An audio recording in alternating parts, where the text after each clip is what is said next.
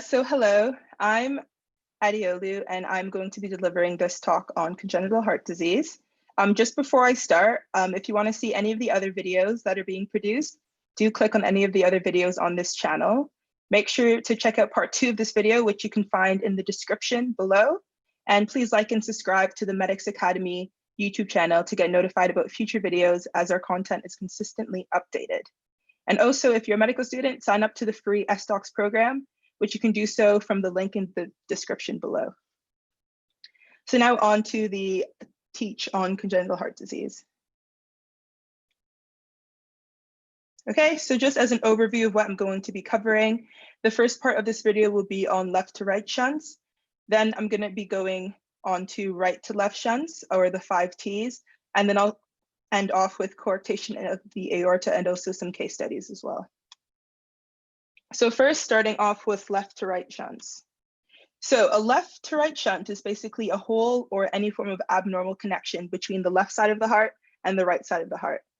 So blood obviously flows from high pressure side, which is the left side, to the low pressure side, which is the right side, through the hole.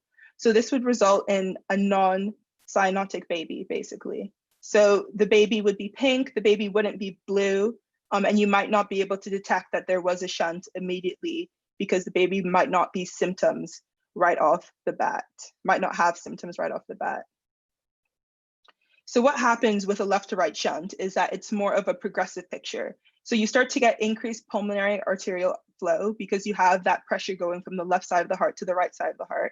You start to get increased pressure in the pulmonary artery, and this results in increased resistance in the pulmonary artery because the pulmonary vasculature will basically change its normal anatomy in response to this increased flow. All of these 3 things end up causing pulmonary hypertension, and this leads to a syndrome called Eisenhower Syndrome. So Eisenhower Syndrome can present with late cyanosis. So again, the baby, when it's just born, won't be cyanosed, but in a couple of years, the cyanosis could then develop. It can also present with clubbing, which you can see in the photo on the screen, and also something called polycythemia, which is just an elevated hemoglobin level. And the age of onset, again, can vary depending on kind of the size of the hole and how quickly you get that pulmonary hypertension developing.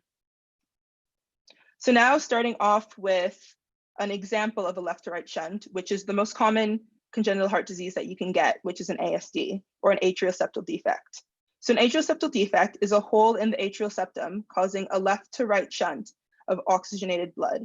There's 2 types of ASDs. There's an ostium secundum, which is in the mid-septum. So that's kind of what's demonstrated in the picture there. And that is the way more common form of ASD. There's also an ostium primum ASD, which is going to be lower in the septum. So the usual presentation of an ASD is that it can actually be diagnosed at any age because it's often screened for. You get that 6-week screen after any baby is born, and oftentimes that can be when you diagnose the ASD for the first time, or it could also be diagnosed later on in life. An asymptomatic child will often have a murmur.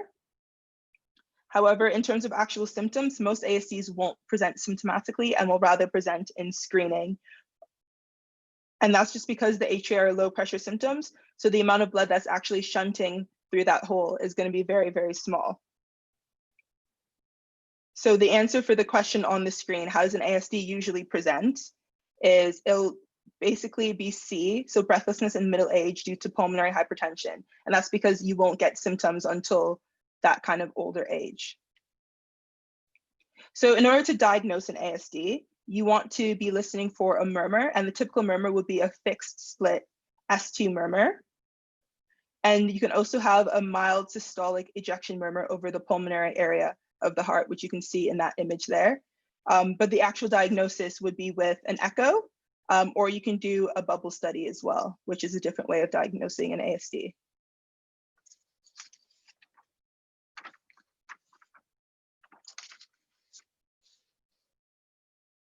And this slide just kind of explains what the split S2 actually means. So what you have with an ASD is you have fixed splitting, which is where your S2 sound, which is like your second, the dub after the lub dub, will always be split, whether it's on inspiration or expiration, whereas normally you would get a splitting in inspiration. but not on expiration. So that's the difference between like normal and pathologic, potentially an ASD, is that that splitting will be fixed and will happen all the time, regardless of inspiration or expiration. So now for treatment, if it's a small ASD and the patient is asymptomatic, you can actually just leave it. But if they are symptomatic or the ASD is a lot larger, you can close usually with a catheter. And so the question below is, which of the following is not a complication of an ASD? And the answer is endocarditis. And that's because that's a more common complication of VSDs. And that's just because the higher velocity of flow in the ventricles versus the atria increases your risk of clot formation, which then attracts bacteria. And the other three kind of have already been discussed. AF is more common just because your increased blood in the atria causes stretching of the atria. And when they stretch, you can then get that abnormal contraction, which is basically your fibrillation. Pulmonary hypertension is again just because of that increased blood flow onto the right side of the heart. And stroke in under 40s is because if you have a DVT that then crosses your ASD, that can cause a stroke. And so it's a common cause of stroke, especially in younger patients. So next, I'm going to be talking about ventricular septal defects, or VSDs. So these usually present in, this is a hole or an abnormal connection between the two ventricles. The physiology is similar to that of an ASD, but everything is just more increased because there's higher pressures. So it usually presents in the first year of life because, again, the higher pressures mean you'll get earlier symptomatic presentation. It'll either present with a murmur or asymptomatically, and it's associated with Down syndrome. So to diagnose a VSD, you're going to have, so for that question, the answer is going to be C. You're going to have a continuous, harsh sounding systolic murmur. For your treatment of VSDs, and it's going to be loudest at the tricuspid area.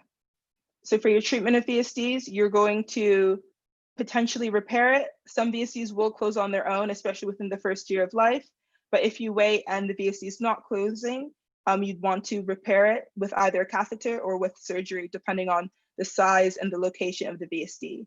The complications of ventricular septal defects are very similar to those of atrial septal defects, but there's the added increased risk of endocarditis as well. So next, we're going to be covering patent ductus arteriosus. So rather than a hole between the atrial septum or the ventricular septum, a patent ductus arteriosus is when there's persistence of this duct, which you can see between the pulmonary artery and the aorta. So this duct is normal as in fetal life, so before the baby's born, and that's how the baby gets oxygenated blood to its descending aorta and its lower body. But it's not normal to persist after fetal life. So the pathology starts when this duct doesn't close up right after the baby is born. And this kind of shows again how the duct is essential in fetal life because it gets the descending aorta oxygenated blood.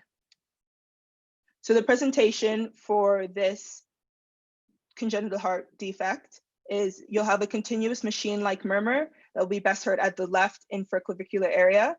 You can also get cyanosis of the lower extremities in particular, because those would be the extremities that would be getting the deoxygenated blood, and it's also associated with rubella and prematurity. So to diagnose, you use an echo, same as you would use for the atrial septal defects and the ventricular septal defects. And what is the first line treatment? So the first line treatment is actually A, NSAIDs, and that's because those help close close PDAs.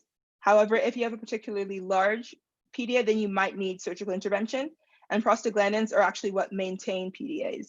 So for some forms of congenital heart disease, if you actually want the duct to stay open, then you would use prostaglandins. But to close them, you would use NSAIDs, particularly an NSAID called endomethacin. And that is the end of this part of the talk.